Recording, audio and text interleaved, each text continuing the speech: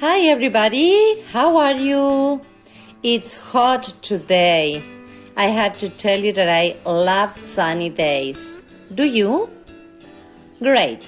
Last lesson we read a text about a father and a daughter who traveled to Oxford. Do you remember? This unit we are going to read a text about Ian and Amy who travel for love. As we can see, there are different reasons for traveling, and also we can travel with a friend, with a boyfriend, or with our family. And families are all different. For example, this is my family. I live with my husband Gabriel, with my son Baltasar, with my daughter Amber, and the little baby Bruno. Now, look what I have here. As you know, and as you can see in this picture, there are many different kinds of families. Traditional ones, those with two fathers or with two mothers. We know those kids who live with their grandparents or with an uncle. There are couples without kids. There are those who have animals, and there are plenty of them. Now, look here. Here says, draw yours here.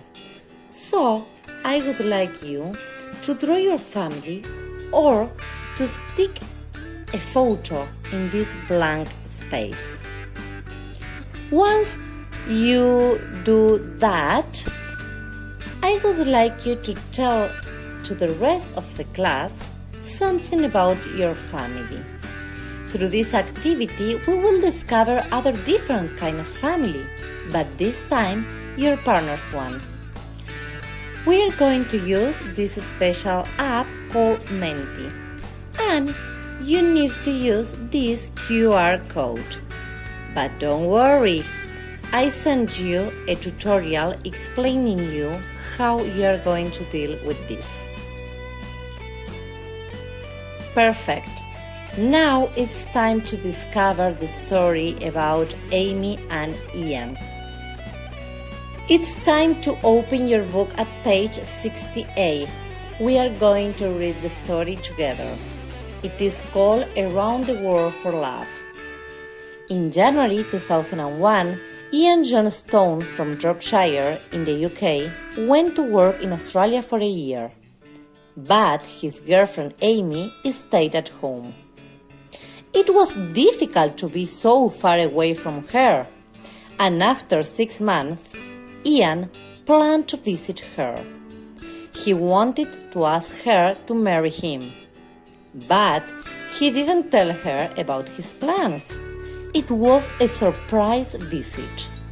Ian booked a flight, and in July he flew from Sydney to London with a stop in Singapore. But he didn't know about Amy's plans. She also wanted to surprise Ian with a visit, and at that exact moment she was also on a plane to Australia.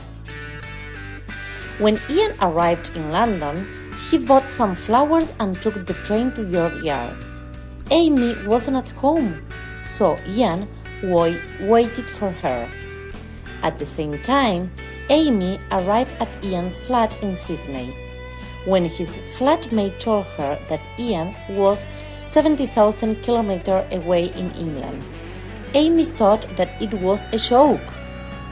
It wasn't possible for Ian or Amy to change their tickets, so they didn't see each other.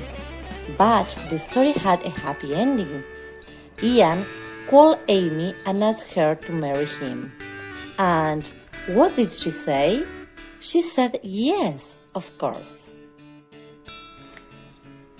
Okay, do you like the story? Now we are going to do exercise 4 that says, are the sentences true or false? You are going to read the text again and check.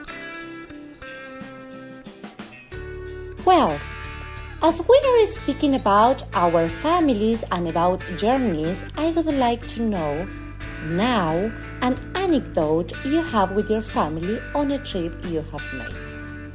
The question is to write a short paragraph between 80 to 100 words, telling an anecdote you have with your family during a trip.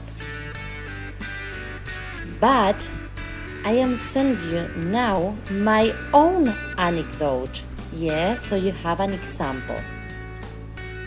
Last year in February, I went to Cordoba with my family. We traveled by car and we rented a house in Carlos Paz for the summer holiday. One day, we got lost because we were speaking and making jokes all the time, and we were not following the map. So, suddenly, we found ourselves in a complicated situation. We were in the middle of nowhere. Although we were lost, we were happy because we were all together as a family. And nothing is better than being with your own family. Well, that's all for this week. I will be waiting for your contributions and your paragraphs. I hope you enjoyed this lesson. Have a nice week. Goodbye.